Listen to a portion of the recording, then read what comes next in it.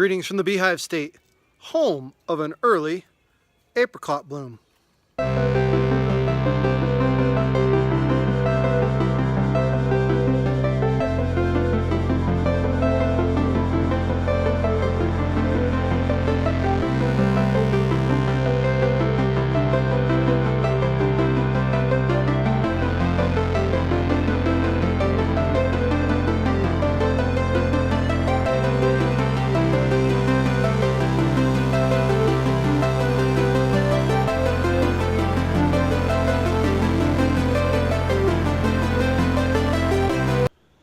Yes, a dream of spring. It's coming. But for right now, it's the false spring. The temperatures have been in the 60s. The apricot tree is blooming. For us here in the Mountain West, we know it's just a dream.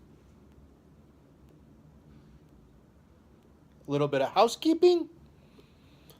We've got the Country Gentleman with some Hearth and Home classic burley cake, courtesy of the Bearded Tamper, who also gave me this wonderful tamper. Guys, get a hold of this guy.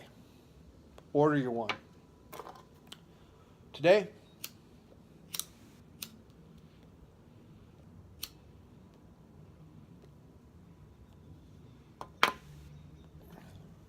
we're talking a little spring and some late frost strategies to protect our fruit trees. Now, I love spring. It's quickly approaching, surpassing my love of the autumn, of the leaves changing, because we just came out of a very snowy winter. And you get to see all the tulips that have survived for years and years popping out to show their glory just for a little bit, as well as all the blooms and blossoms of all the fruit trees.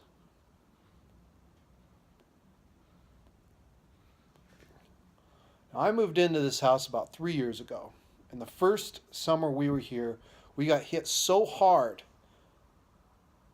by a perfect apricot crop that we had branches breaking. Ever since, nothing. Late frost just wiped it out.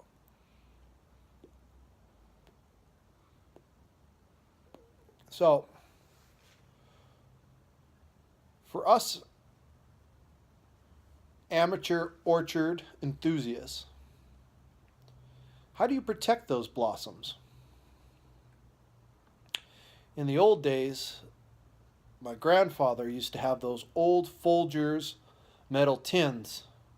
We grew up in coal country in central Utah, so coal was widely available, and you'd put the coal in there, you'd start it on fire underneath the tree, like 3 or 4 of them, and anytime there was supposed to be a late frost, you just light up the coal, and it would protect all the blossoms.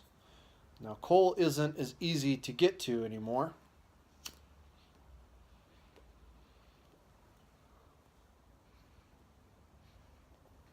So, what are some strategies that you do or you have observed?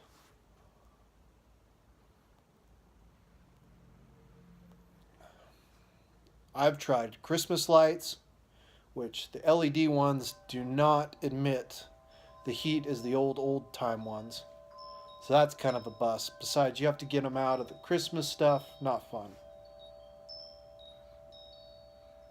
I've tried creating mini teepees with old rods or sticks tied together straight up the middle, and you drape a tarp off. That didn't work out so well. I've also tried just garbage bags wrapped around the individual branches. That worked okay, but what an eyesore.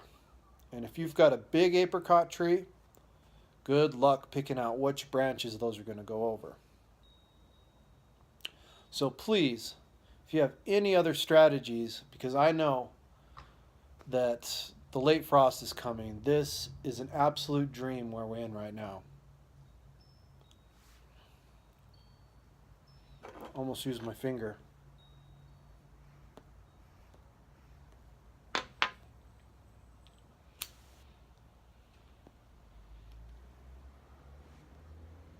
Classic burley cake. Not as complex as Haunted Bookshop, which I'm used to, but it is absolutely delightful. Nice full smoke. Can never go wrong with the Country Gentleman Cobb. Satisfying.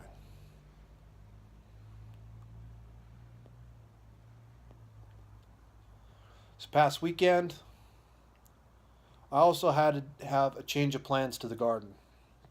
Normally, I have a full crop going. Here is a picture of what my garden looked like when I first moved in.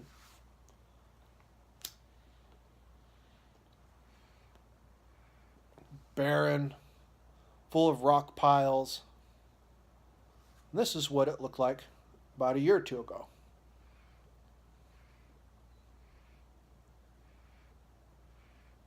It was a great, great crop. Wonderful vegetables, peas, green beans. It's a dream. It really is a dream to be able to have a vegetable garden and eat fresh vegetables, can them. But here in the high desert of Utah, those bills get expensive, so I'm switching it out temporarily. I've planted 3 raspberry bushes, separate them about 1.5 to 2 feet apart from each other. 2 heritage, 1 Canby. I've never heard of the Canby, but apparently it's good. So we'll see how that goes.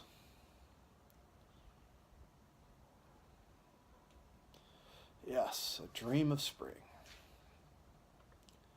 Enjoy it while you can for us guys in the colder climates, because I still bet we have 1 or 2 snowstorms and definitely 3-4 frosts. So I enjoy the rest of my burley cake. I'm wishing all of you a good night, God bless, and happy piping.